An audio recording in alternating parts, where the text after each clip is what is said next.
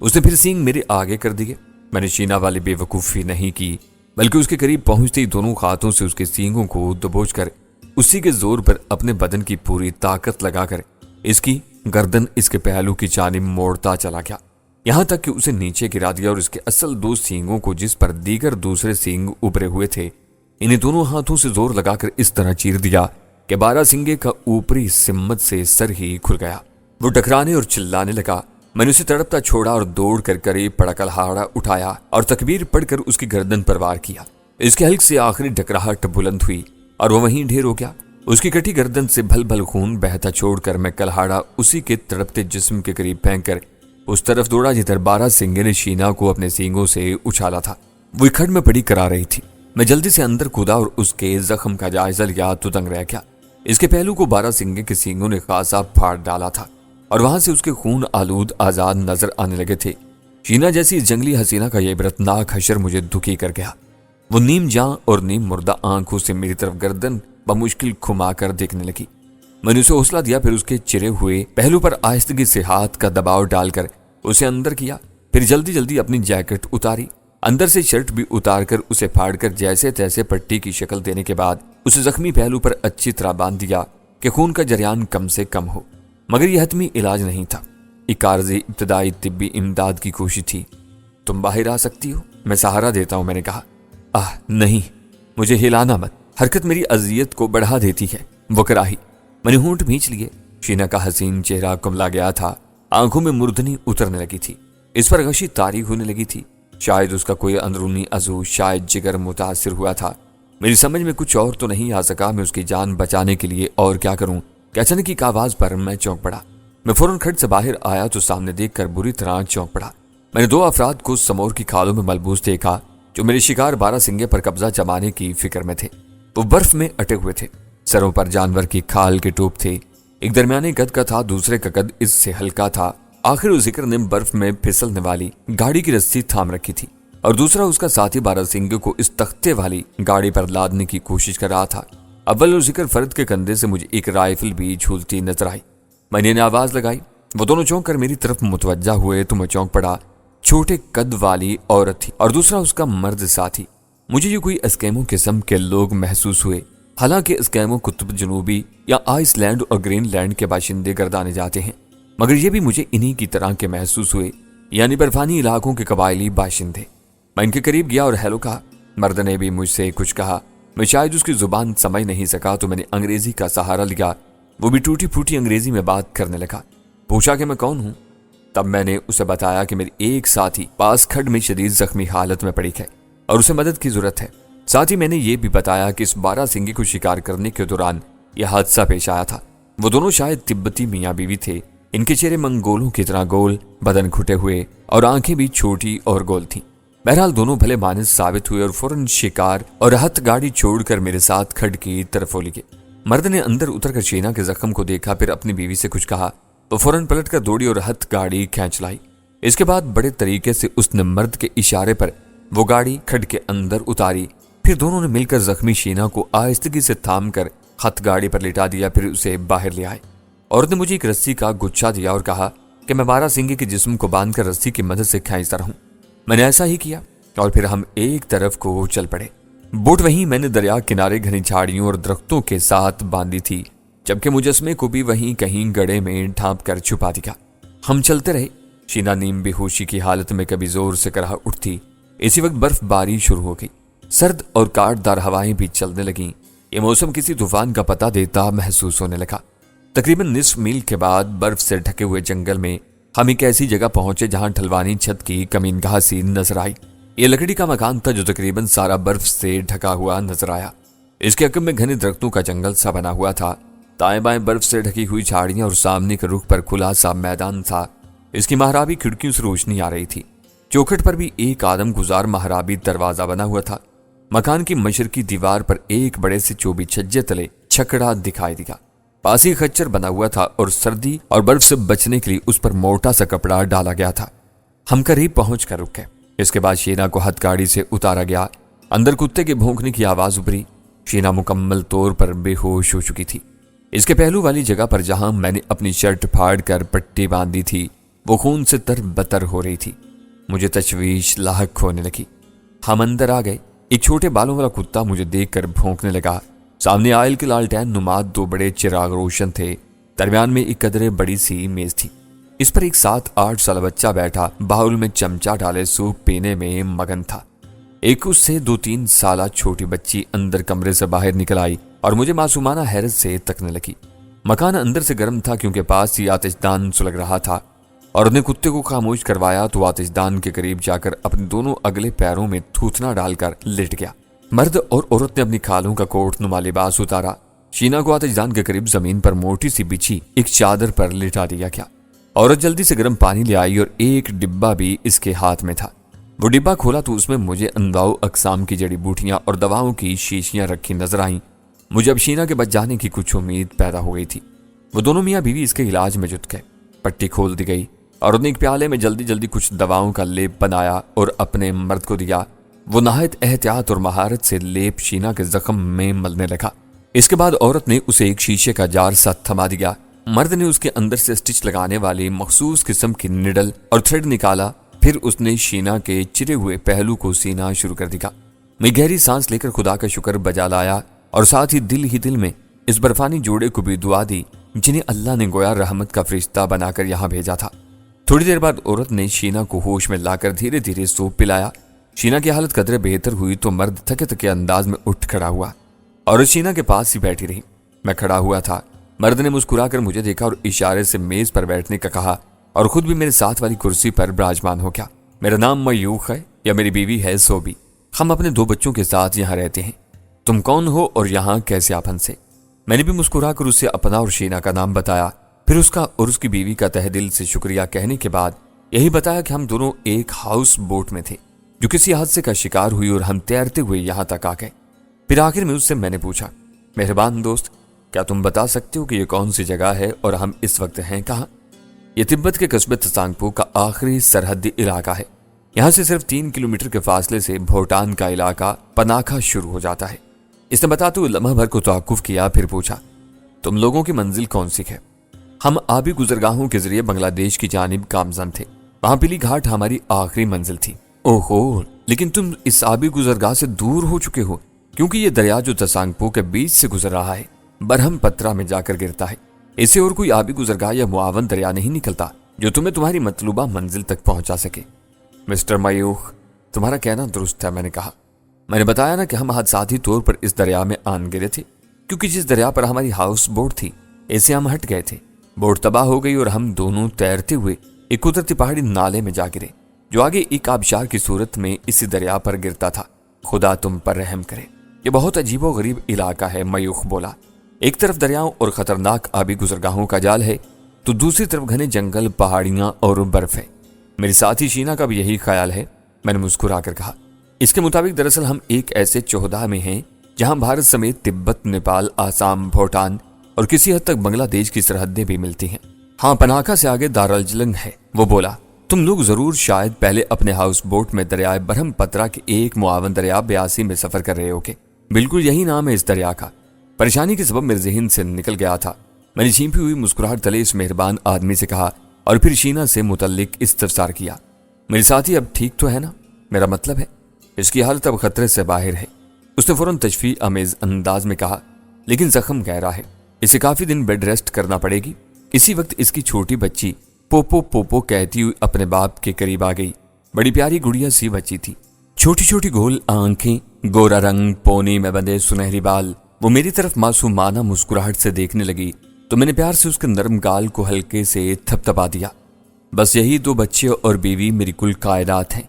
मयूख उसे प्यार से गोद में बिठाते हुए बोला, इसका नाम चोनविक है। इससे चंद साल बड़ा बेटा पोपा है। लेकिन वो कुछ कहते कहते रुक गया। लेकिन क्या? बेख्तियार मैंने पूछा। कुछ दिनों से यहाँ शरदही आए हुए हैं।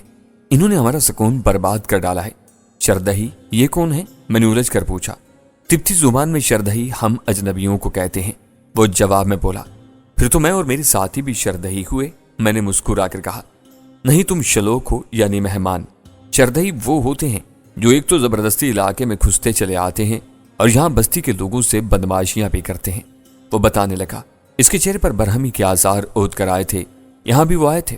जबरदस्ती हम पर हुक्म चलाते हैं और खिदमत करवाते हैं, हमारी खाने पीने की चीजें भी छीन कर ले जाते हैं। मुझे तो यहाँ तुम लोगों के सिवा आस पास कोई नजर नहीं आया। कस्बा करीब ही है, हम जरा दूर हैं। वो शरदही भी इधर ही खैमा डाले हुए हैं। तुमने इनकी शिकायत पुलिस से नहीं की? शहर यहाँ से बहुत दूर है, कस्बे में पुलिस बराए नाम आती जाती है। कोई शिकारी पार्टी होगी, मैंने ख्याल जाहिर किया। नहीं, ये लोग मुझे कोई छटे हुए बदमाश खतरनाक मुजरिम लगते हैं, वो बोला। आपस में अजीब अजीब बातें करते हैं। एक रोज ये लोग बाहर बैठे कॉफी पी रहे थे, इनकी बातें मैंने सुनी थी। ये लोग किसी मुजस्मे की तलाश में हैं। अजीब सा नाम था, बोम्बोरगा। बेख्तियार जैसे मेरे मुंह से सकते किसी कैफियत में बरामद हुआ। बिल्कुल यही, मयूख एकदम बोला। इसी वक्त बाहर कुछ लोगों की आवाजें आने लगी। हम दोनों चौंक पड़े। मयूख मुजस्मे के हवाले से उलझ गया था, इसे नाम याद नहीं आ रहा था।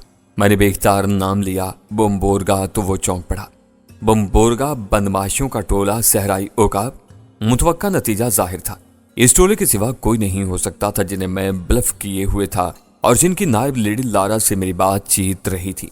अगरचे मैं इससे लासिल की गुफ्तगू के दौरान नहायत चालाकी से इनकी तिब्बत के एक सरहदी इलाके तसांगपू में मौजूदगी मालूम कर चुका था, लेकिन मुझे यकीन नहीं था कि इस तरह अचानक इनसे सामना हो जाएगा। यूं अगरचे मेरे पास रामू वाला त्रुप का पत्ता था, ये कार्ड में खेल सकता था, लेकिन प्रिशीना का जवाब पेश करना पड़ता। वो इनके सख्त मुखालिफ दुश्मन ग्रुप से ताल्लुक रखती थी, तहम ये जरूरी भी नहीं था कि वो उसे दुश्मन की हैसियत से पहचानते हों। रामू ने कुछ बता रखा हो तो और बात थी। बहरकैफ ज्यादा सोचने का वक्त नहीं रहा था, क्योंकि इनके जोर जोर से बातें करने और बदमस्त कहकों की आवाजें करीब आ चुकी थी। वो फिर यहाँ गुल गुपाड़ा करने आ गए थे। ऐसा चंद सानिये तो झोंपड़ी के महदूद माहौल में यकयक खामोशी तारी हो गई। इसके बाद एक धमाके से दरवाजा खुला। यकलख्त मेरे आसाब तन गए। मयूख की बीवी सोबी मुतवहिश हो गई। इसके दोनों मासूम बच्चे भी डर कर उससे चिपक गए थे और मां के अकब से खौफ भरी आंखों के साथ दरवाजे पर खड़े इन चारों मुश्तंडे बदमाशों को तकते और सिमटते जा रहे थे। मयूख बेचारा पहले ही परेशान था। इनका पालतू कुत्ता एक बार भौंक कर खामोश हो गया। इन चारों में एक दराज कामत और भरे भरे जिस्म की गौरी औरत भी थी, खासी पुरकशिश लेकिन दबंग। इसके सुनहरी बालों पर पी कैप थी और इर्द गिर्द फैली बालों की लटों से सफेद बर्फ चिपकी हुई थी। आंखें नीली और इनमें खास किस्म की शिकारी चमक हल्कोर लेती महसूस हुई। बिलखुसूस मुझ पर निगाह पड़ते ही ये चमक और गहरी हो गई। इस चमक में मुझे मक्कारी का उनसर गालिब नजर आया। चेहरे की गोरी रंगत में सुर्खी का इम्तजाज उसे खासा पुरकशिश बनाए हुए था। उसने जुस्त मगर गर्म लिबास जेब तन कर रखा था और इस पर भी बर्फ के अनगिनत जर्रात नजर आए। इसकी शख्सियत में हुस्न के साथ दबदबा नुमाया था। मुझे ये लेडी लारा लगी।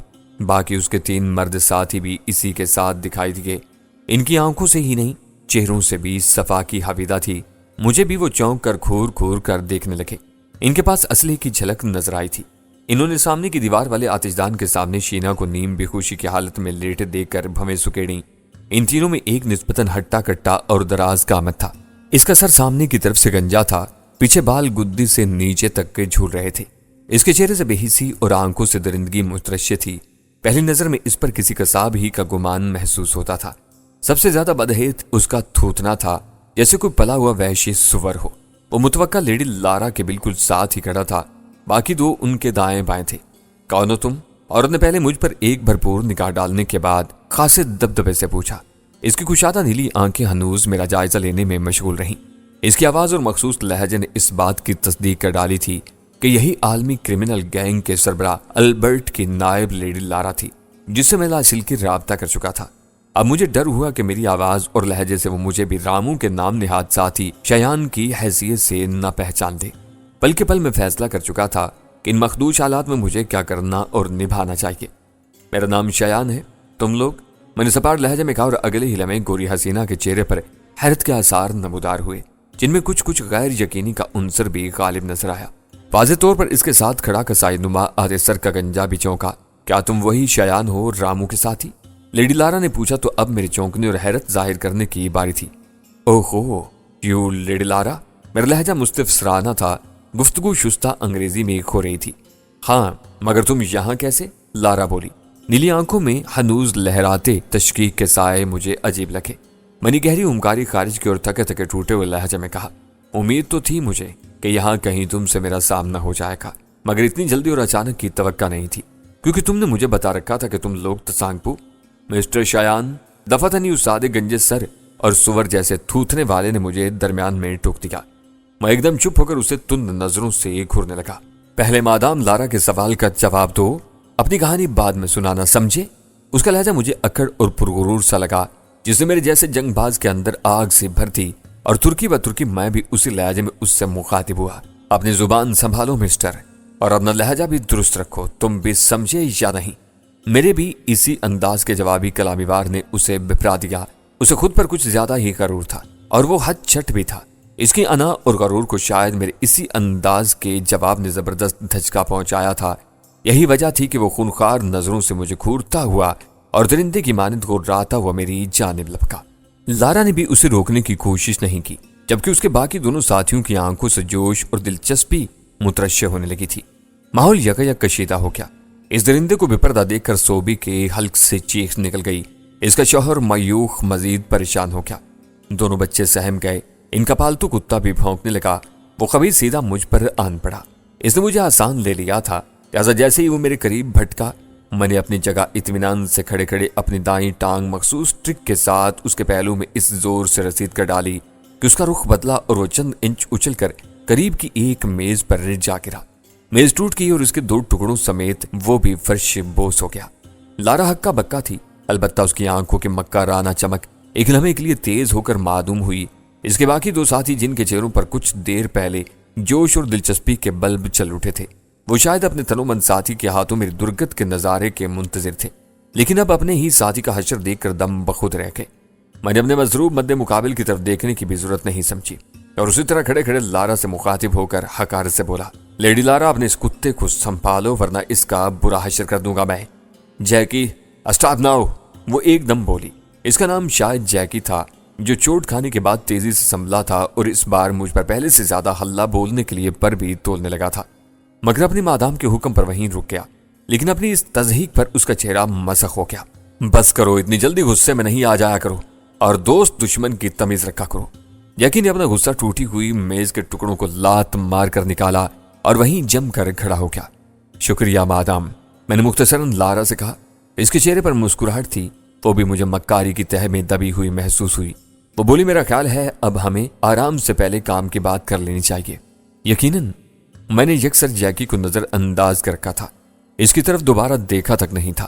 لارا نے آتش دان کی طرف ایک نگاہ ڈالی، یہاں شینا نیم بے ہوش پڑی تھی۔ یہ کون ہے؟ جب آرام سے گفتگو ہوگی تو سب معلوم ہو جائے گا، میں نے جواب دیا۔ ٹھیک ہے، ہمارا یہاں ذرا فاصلے پر کیمپ ہے، وہیں چل کر بات کر لیتے ہیں۔ ابھی نہیں، صبح بات ہوگی مادام، مجھ پر شدید تھکن طاری ہے اور میں کچھ گھنٹے آرام کرنا چاہتا ہوں، میں نے جواب دیا۔ میرے جواب پر لارا کے چہرے پر ایک رنگ سا آ کر گزر گیا، پھر وہ ہونٹ سکوڑ کر بولی، اوکے، میں ڈی کو صبح یہاں بھیجوں گی، اس کے ساتھ آ جانا۔ پھر اس نے حیران و پریشان کھڑے میوخ اور صوبی کی طرف دیکھ کر تحکمانہ درستی سے کہا، ہمارے لیے جو پکایا ہے لے آؤ جلدی۔ صوبی ڈرے ڈرے انداز میں کچن کی جانب بڑھنے کے لیے پلٹی اور ایک ذرا سر اٹھا کر میری جانب دیکھا۔ مجھے غریب کی نگاہ میں بے چارگی کا تاثر محسوس ہوا اور میں نے فوراً اپنا ایک ہاتھ آگے کر کے اس کا راستہ روک لیا۔ ٹھہر جاؤ۔ وہ رک گئی۔ چند لحظے محدود ماحول میں پھر سکوت طاری ہوا، تب میں نے لارا سے کھڑی ہوئی سنجیدگی سے کہا، مادام، اب یہ میرے محسن ہیں، انہوں نے ایک نازک موقع پر ہماری جان بچائی ہے اور یہاں سخت موسم میں پناہ دی ہے۔ تمہاری یہ 3 ہٹے کٹے ساتھی کس کام کے ہیں؟ باہر شکار موجود ہے، ان سے کہو کہ آدھا شکار ساتھ لے جائیں، باقی ہمارے لیے چھوڑ دیں۔ یہ بھی تم پر میرا احسان ہے کہ اپنا شکار کیا ہوا تمہیں دے رہا ہوں، ورنہ تم خود بھی شکار کر سکتے ہو، باہر میدان کھلا پڑا ہے۔ مسٹر شایان، لارا برہم سی ہو گئی، مت بھولو کہ تم ہمارے اعلی کار ہو۔ ہرگز نہیں، میں نے بھی فوراً اور بلا خوف کہا، میں چند دن پہلے تم سے حاصل کے رابطے کے دوران یہ کہہ چکا ہوں کہ میں تمہارا زر خرید نہیں ہوں۔ جو معاملہ ہم دونوں کے درمیان ہے وہ خالصاً پیسے اور برابری کی بنیاد پر ہے، اس سے آگے کچھ نہیں۔